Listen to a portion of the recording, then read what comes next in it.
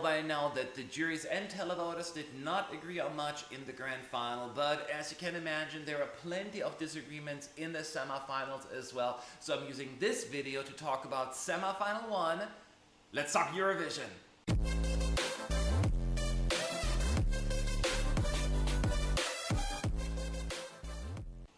What's up, you fools? Matt, ESC United, your favorite Eurovision channel, and yes, you may have watched my analysis of the grand final. If not, click on the link above about the disagreements / discrepancies between the televoters and juries' votes. And I'm not using this video to advocate one system or the other. This is just plain matter-of-fact numbers we're talking about here. And we see where they disagreed the most.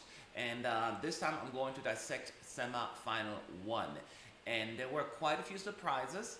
Let's talk about this and see where we're talking about points, by the way.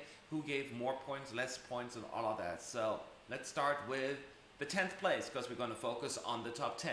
And in 10th place, it is Serbia. Nivina, she made it to the finals. We were so glad she did after her 2013 non-qualification. The juries actually thought the song was fantastic and put her in the top 5. 91 points for Nivina, actually, but the televoters put it a little lower. Not horrible in 7th place with 65 points. You know, if you do your math, I'm having it right here. 26 points difference there. So even though both of them put them through, there was still a slight difference, but not too bad. But we keep going up and up as in 9th place. It's Belgium. We do all know that Elliot did not qualify. We all had this eerie feeling when we saw the staging and the vibe. And sure enough, neither the televoters nor the juries thought this was deserving of a qualification. However, the juries thought it wasn't that bad and put it in 12th place with a total of 50 points. But then the televoters put it actually in the bottom 3. They were not having it. They were not waking up, giving Belgium 20 points. So if you subtract those 20 points from the 50, that means a 30-point difference for Belgium. Again, wouldn't have made a difference because they didn't qualify, whether we had 100% jury or televote, but still interesting. Moving on, in 8th place as far as point discrepancy is concerned, Hungary. Yes, poor Josi Papai. He did so well in 2017, it didn't come together in 19, forgive me. But if you would have let the juries vote, he would have gone through. 65 points was definitely enough. I think it's 8th or 9th place for him with the juries. It just didn't jive with the televoters. They put Hungary in 14th place with a total of 32 points. So they dragged him out of the top 10.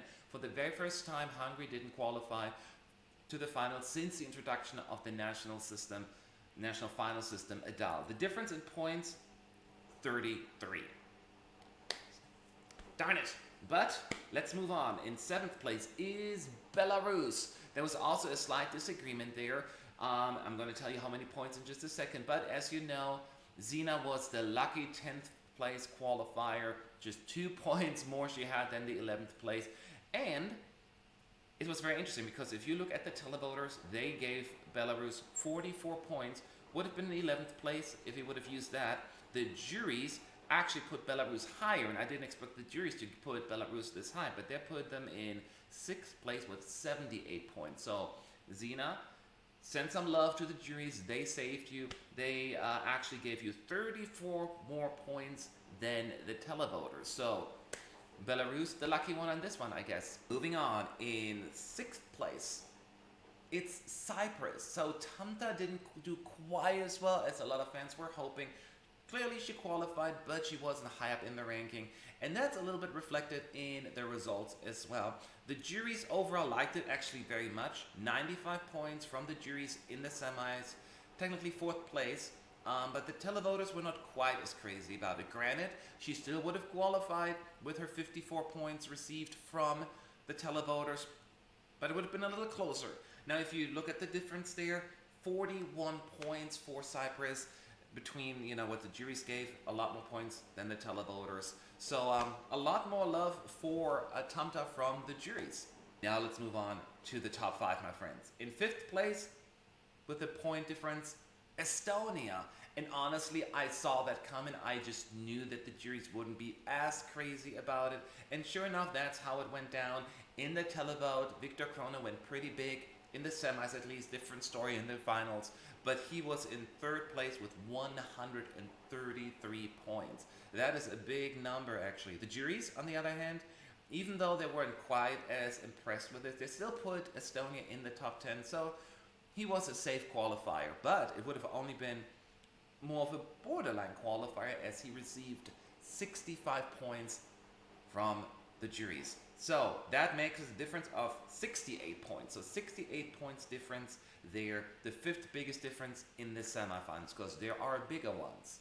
And one of them is our fourth place, obviously, which is Czech Republic. There was already a big discrepancy, even a bigger one in the finals, but even in the semis, you could see that the juries who loved that song really, really saved this one compared to the televoters who just didn't seem to get Lake Malawi's Friend of a Friend of a Friend of a Friend. The juries put Czech Republic, listen to this, in first place with 157 points. Every single jury gave Lake Malawi points. 157, that is the number one. The televoters said, no, not happening. Still a good result, 85 points, would have been sixth place, but significantly dragged down with a total difference of 72 points. Either way, Czech Republic would have qualified, and they just really are doing pretty well now in Eurovision terms, but hopefully they come up with something that the televoters will once again love. So these are the top 7 countries so far. Let's move on to the top 3, the 3 biggest differences. And in third place, it is Greece. Katrin Duska, better love. She did receive better love from the juries on this one, as 130 points were given to her. Second place with the juries overall. That is a big number. And then you look at the televoters, which I'm looking at right now, and she just kind of barely squeezed through. Well, she got 54 points in a shared 9th place, I believe. Not the best result, not what Greece was hoping for, so definitely the juries helped her. She would have qualified again regardless, but there is a difference of 77 points. Ouch. But there are 2 countries that are even higher than that, and one of them, Iceland. And I think we all knew that Iceland would probably score better with the televoters, and sure enough, that was the case. Not only that, they won the televote. Iceland won the televote. Every single country voted for Iceland in the televote. A total of 151 points, and the jury said, let's not go too far with this one. They gave it 70 points. Still a top 10 result in the semi, so once again, Iceland is safe qualifier, but with a difference of 81 points, definitely something to point out. And then last but not least, number 1, the biggest difference between televote and juries, San Marino. Yes, this was still a shocker to me when I look at the results. Let that sink in. The televoters gave San Marino 124 points. That's the biggest score ever for San Marino in a semi, which is technically 4th place. And people don't blame it on diaspora or anything. Most countries voted for San Marino. The only one that didn't go for it was France. Other than that, every country voted for San Marino in the televote. The juries were like, yeah, that's not going to happen. It did happen, and they put it really low in 15th place, only giving it 26 points. It was still enough for San Marino to make it to the finals, but the point difference is huge. It's large. Almost 100 points, 98 points to be specific, meaning the biggest discrepancy difference between televoters and juries in this semi. And that also showed in the finals when there was a huge gap as well. So consistency there between the televoters and juries in the inconsistency, if that makes any sense. But I just wanted to throw those numbers at you, and I would love to hear from you. Where do you agree with the juries? Where do you agree with the televoters? Or just any other thoughts you may have. Leave your thoughts below in the comment section. Would love to subscribe if you haven't done so already, and let's work on this PED post Eurovision depression together. All right? Have a good day.